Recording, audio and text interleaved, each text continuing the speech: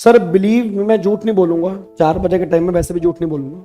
नहीं, 4 बजे एक्चुअल में माना जाता है कि बहुत अच्छा टाइम होता है, जो आप मांगते हो वो मिल जाता है, और 4 बज चुके हैं, मांग लो जो मांग सकते।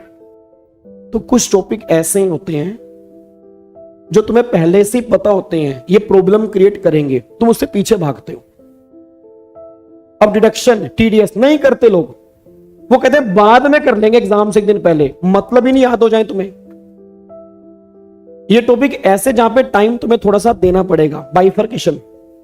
जैसे एग्जांपल के लिए आज हमने टीडीएस के रेट पढ़े, मान लो 20 है, तो डिवाइड कर लो ना, डेली मुझे 4 पढ़ने हैं, 4 4 4 4 5 दिन में खत्म। आप देखना छठे दिन ना आपको 20 में से 15 याद हो चुके होंगे। आप डेली 20 पढ़ोगे, याद नहीं होंगे।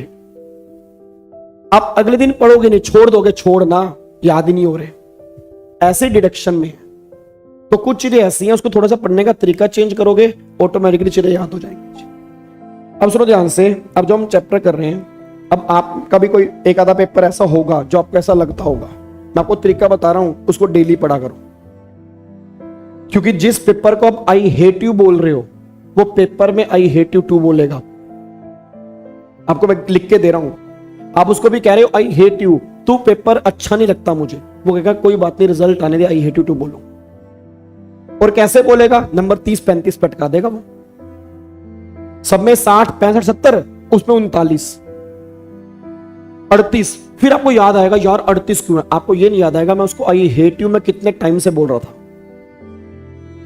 और जिसको आप आई, जैसे मैं कई बच्चे साथ टेक्स्ट पढ़ना अच्छा लगता है, पढ़ते रहो टेक्स्ट, इसमें तो 80 आ जाएंगे, बट मान लो फॉर एग्जांपल कोई दूसरा पेपर है, उसको नहीं पढ़ रहे, उसमें 35 आ गए, क्या 80 का फायदा हो गया? सर एक गाड़ी के अगर 4 टायर हैं, अगर एक भी पंचर हो गया, गाड़ी आगे नहीं निकलेगी। आपको बैलेंस रखना पड़ेगा। मैं ये नहीं कह रहा बराबर टाइम दो, 2 को ज्यादा दे दो, 2 को कम दो, बट इतना तो दो कि 50 तो आए। नहीं तो फिर क्या होगा, हर 6 महीने के बाद ना एग्रीगेट नहीं बनेगा तुम्हारा। और जो लोग बराबर टाइम देते हैं उनके नंबर कैसे आते हैं सुन लो, 48 49 52 49, एग्रीगेट नहीं बना, क्योंकि सबको बराबर टाइम दिया। आपको 4 में से 2 पेपर या 3 में से जो पेपर भी आपके हैं, उसमें से 2 पेपर निकालने पड़ेंगे जो आपके बेस्ट हैं। कोई भी, मैं ये नहीं कह रहा मेरा, मैं कभी नहीं कहता, क्योंकि कईयों को टेक्स्ट अच्छा नहीं लगता, कईयों को अच्छा लगता है। कोई भी 2 निकाल लो, उस पर इतनी मेहनत कर दो कि 70 80, और दूसरे में अगर 40 45 भी हो तो एग्रीगेट बनके क्लियर हो जाए। तो कुछ चीजें हैं जो एग्जाम के क्लियर करने के लिए बहुत जरूरी हैं। मैं आपको इसलिए कह रहा हूं सर, हम झेल चुके हैं।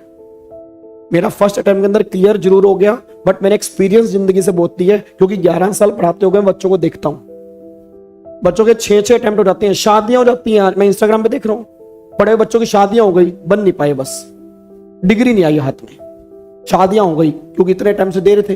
प्रॉब्लम क्या रह गई? वो प्रॉब्लम बस ये रह गई कि वो थोड़ा सा सोच नहीं पाए कि हमारे एग्जाम क्लियर क्यों नहीं हो रही, हम कहां गलतियां कर रहे हैं। तो बस वही है कि आप अगर समझ जाओगे, जीतने वाले कुछ अलग काम नहीं करते, वो हर काम को अलग ढंग से करते हैं।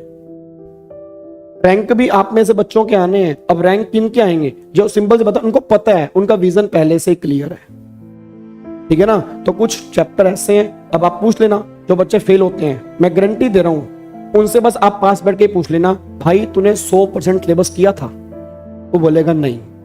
अभी मैसेज आ रहे मेरे पास, सर इंपॉर्टेंट टॉपिक बता दो। क्यों ये मैसेज क्यों आ रहे हैं, इंपॉर्टेंट टॉपिक बता दो? क्योंकि पहले पढ़ाई नहीं की ना।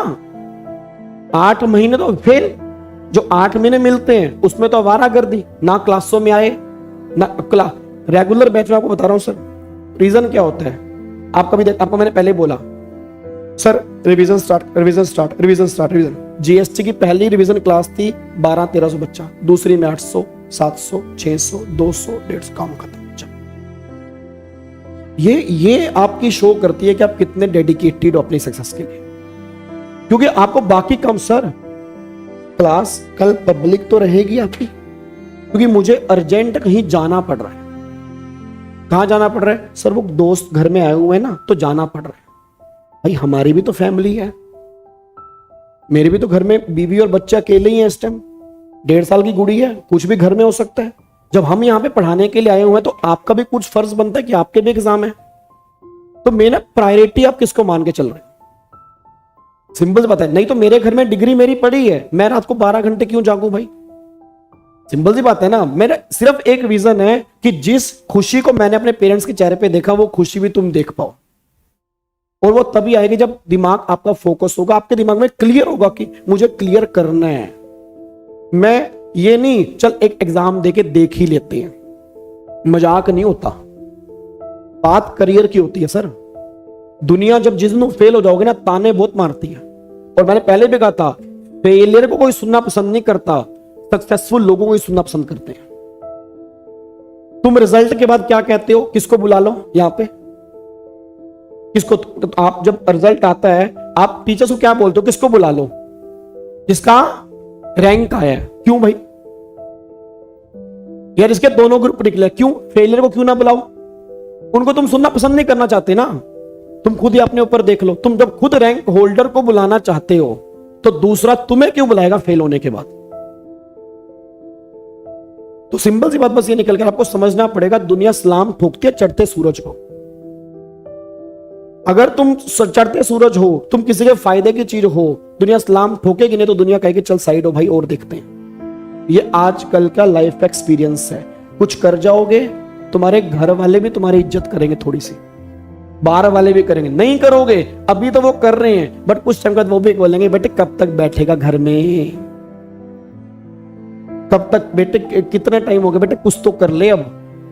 तो फिर तुम्हें चुभेगी उनकी बातें, बट बातें उनकी भी सच्ची है ना, कि कब तक भाई, कब तक क्या करना है। तो ये ना थोड़ा सा आपको वेल प्लान करना पड़ेगा, क्योंकि देखो एक एज होती है, यही एज है, हम ये इस केस से गुजरे हैं, ठीक है ना। इसके अंदर हार्मोन्स, डोपामाइन से अलग अलग तरह के रिलीज होते हैं। यही जवानी की एज है, यही भाई साहब घूमने फिरने की है, यही पढ़ाई की है। कुदरत ने भी क्या करिश्मा जड़ा हुआ है कि सब कुछ इसी एज में हमें सब कुछ समझ में नहीं आ रहा। बट वही है, अगर तुम थोड़ा सा कंसंट्रेशन से कर जाओगे, 20 साल में सीए बन गया।